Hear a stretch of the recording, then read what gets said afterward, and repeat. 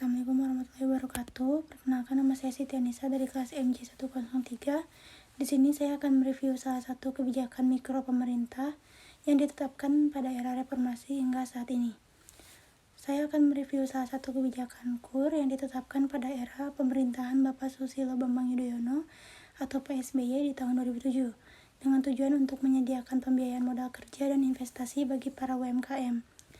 Nah, ada pula dampak kredit usaha rakyat atau KUR sendiri, yaitu meningkatkan akses pembiayaan.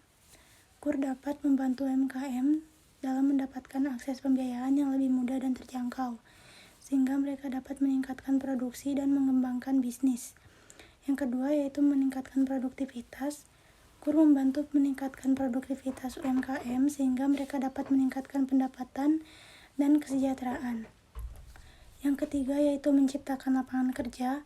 KUR membantu menciptakan lapangan kerja baru sehingga dapat mengurangi tingkat pengangguran. Yang keempat yaitu meningkatkan kesejahteraan masyarakat.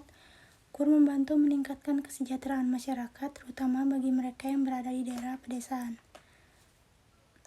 Dan yang terakhir yaitu mendukung pertumbuhan ekonomi. KUR membantu mendukung pertumbuhan ekonomi terutama di sektor UMKM. Namun, ada beberapa tantangan yang dihadapi dalam implementasi KUR seperti yang pertama ada keterbatasan akses, yaitu tidak semua UMKM memiliki akses ke KUR, terutama di daerah pedesaan. Yang kedua, keterampilan manajemen. Banyak UMKM tidak memiliki keterampilan manajemen yang memadai, sehingga mereka tidak dapat memanfaatkan KUR secara efektif. Dan yang terakhir yaitu resiko kredit. KUR memiliki resiko kredit yang tinggi sehingga bank harus berhati-hati dalam menyalurkan kredit tersebut. Ada pula batas maksimal pinjaman KUR. KUR akan berubah di tahun 2026, yaitu pemerintah telah menghapus batasan jumlah pengajuan KUR sehingga UMKM dapat mengajukan pinjaman berkali-kali sesuai dengan kebutuhan usaha tanpa khawatir melampaui batas yang maksimal. Dan kebijakan baru di KUR 2026 itu meliputi yang pertama, pengajuan tanpa batas frekuensi, yaitu UMKM dapat mengajukan KUR berkali-kali tanpa batasan. Yang kedua, bunga flat 6%, yaitu bunga KUR tetap 6% untuk semua pengajuan. Plafon 320 triliun, yaitu alokasi dana KUR meningkat secara signifikan. Dan yang terakhir yaitu berlaku mulai 1 Januari pada tahun 2026. Jenis dan plafon KUR 2026 yaitu yang pertama ada KUR mikro dengan maksimal 50 juta tenor 3 tahun. Ada KUR kecil dari 50 juta hingga 500 juta tenor 4 tahun dan KUR TKI maksimal 25 juta dengan tenor 3 tahun. Bank penyalur KUR yaitu ada Bank BRI, ada BNI, ada Bank Mandiri dan Bank BTN.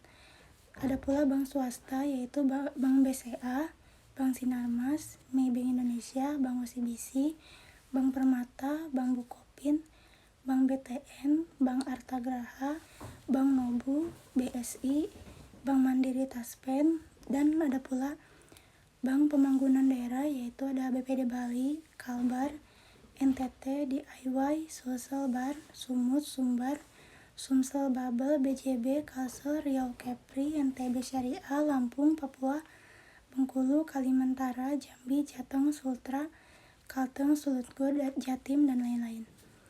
Mungkin segitu saja review yang saya berikan, kurang lebihnya mohon maaf. Terima kasih. Wassalamualaikum warahmatullahi wabarakatuh.